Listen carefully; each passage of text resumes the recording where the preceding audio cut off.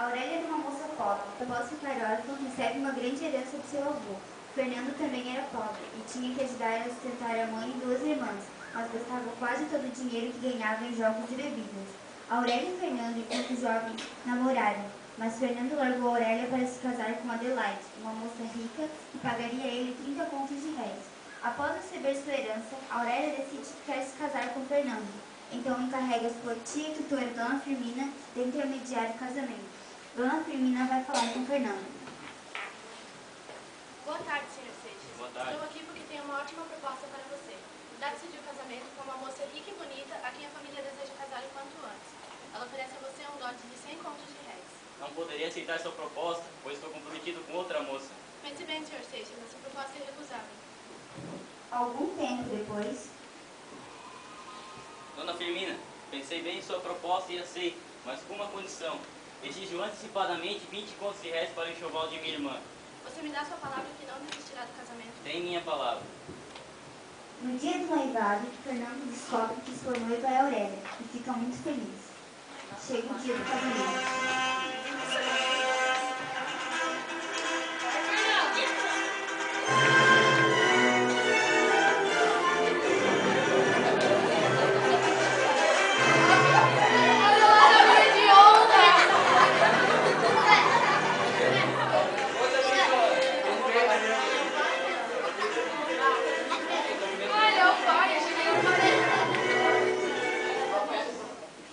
Estamos aqui hoje para celebrar o matrimônio de Aurélia Camargo e Fernando Seixas. Aurélia Camargo, você aceita Fernando Seixas como seu legítimo esposo? Sim, eu aceito. Fernando Seixas, você aceita Aurélia Camargo como sua legítima esposa? Sim, eu aceito. Podem trocar essa aliança.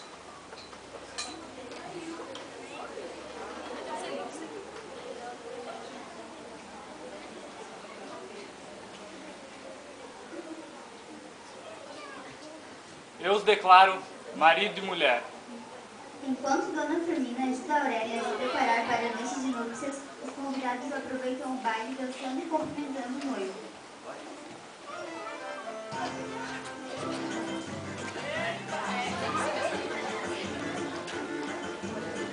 Só um momento que eu tenho que retirar.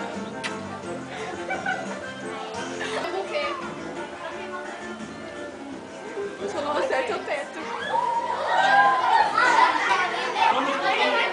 Ele revela tudo a Fernando e diz: eu sou uma mulher traída e você é um homem vendido. Durante a noite de núpcias, Vamos concluir o negócio? Dos 100 contos, você já recebeu 20. Aqui está os 80 contos que faltavam. Estamos fixos. Posso chamá-lo de meu marido. Agora vamos continuar a comédia para nos divertir?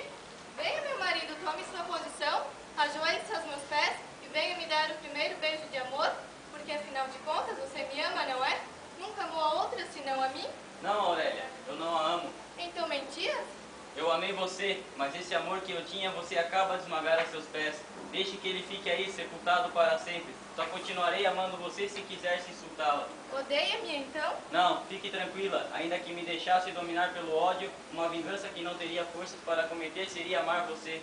Quer ofensa maior para uma mulher do que ser objeto da paixão de um miserável? Então me enganei? Você me ama sinceramente? Não se casou comigo por interesse? Não, você não se enganou. Eu me vendi por 100 contos de réis. Foi pouco sim, mas o negócio está concluído. Quer que eu faça um recibo? Não quer recibo? Confia na minha palavra. Fim, estou pago. O escravo entra em serviço, espero suas ordens, senhora. Meu Deus. A minha presença incomoda? Ordene que me retiro.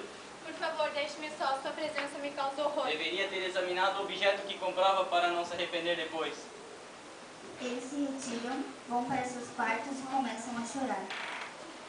11 meses se passaram. Um instante, por favor. Chamou-me? O passado está extinto. Estes 11 meses não fomos nós que o vivemos, mas sim aqueles que acabam de se separar.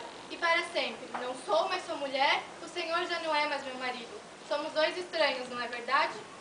Pois bem, agora ajoelho-me a teus pés e suplico-te que aceites meu amor. Este amor que nunca deixou de ser teu, ainda quando mais cruelmente ofendia-te. Aquela que te humilhou, aqui a tens abatida, implorando seu perdão e feliz porque te adora como o Senhor de sua alma. Não, Aurélia, a tua riqueza separou-nos para sempre. O que é isso, Aurélia? Meu testamento, escrevi logo depois do nosso casamento. Pensei que morresse naquela noite. Esta riqueza causa-te horror, pois faz-me viver, meu Fernando. É o meio de a repelires. Se não for o bastante, eu a dissiparei. As cortinas encerram-se e as obras do